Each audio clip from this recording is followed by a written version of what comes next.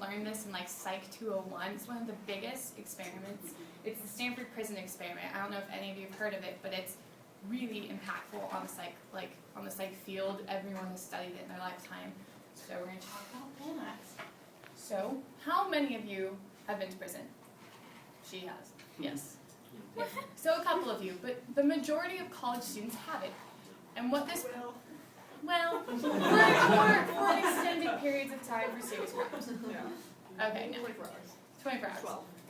A drunken night. Anyway, so anyway, the point is, most haven't committed serious crimes where you're in lockdown, you're in serious prison. But the experiment conducted puts college students in this position, and they have college students as the guards. So why this experiment is so important is that it presents a situation that makes you question yourself. That's why it caught my interest in the first place.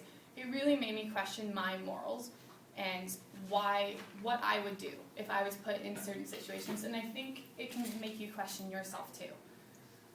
So I'm going to talk about the birth of the Stanford experiment, context of the actual experiment, and the aftermath and the results.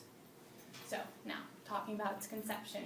It was conducted at Stanford University. It started from August 14th to August 20th in 1971, as shown by experimentresources.com. It was headed by this team of researchers, about 50 of them.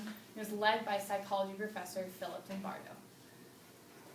And its inspiration, it started off because it was the interest of the U.S. Navy and Marine Corps, because they want to investigate why there's causes between military guards and prisoners, because there's been a lot of incidences where there's been sadistic treatment, like Abu Ghraib, which is this famous prison in Afghanistan where guards really cross the line.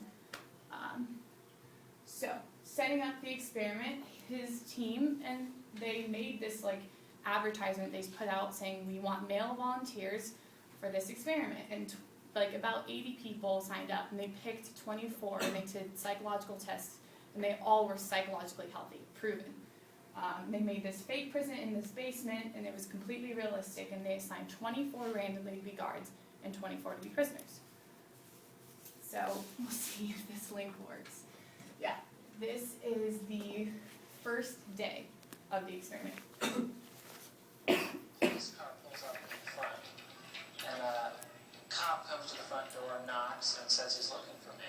So they took me out the door, they put my hands against the car. It was a real cop car, it was a real policeman, and there were real neighbors in the street who didn't know that this was an experiment. So as you can see, they made it completely realistic as they could. And prisonexp.org shows that they were taken from their home, handcuffed, mugshots. They did it like it was a real arrest, even though they were completely volunteered. So, and they transported to the prison, they were stripped, given uniforms and completely new identities, and these identities were just numbers.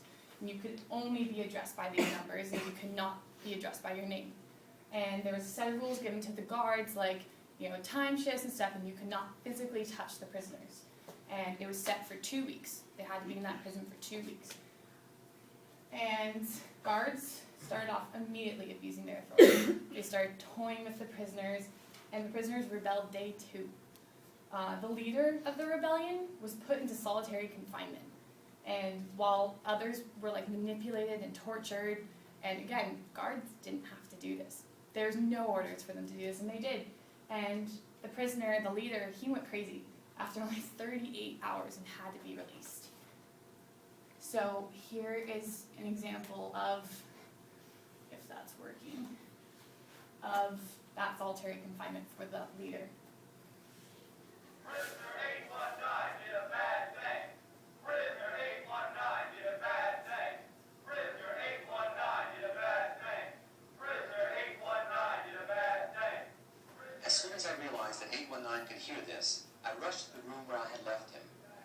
And what I found was a boy crying hysterically, while in the background his fellow prisoners were chanting and yelling that he is a bad prisoner, and that they were being punished because of him. So again, these prisoners, the guards made them turn on their fellow prisoner, even though They didn't want to. Guards just made them. So guard-prisoner interactions started to get worse.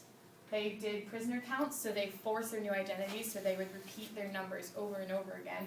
And the guards created more intense punishment if they backtalked, or even if they just made simple mistakes.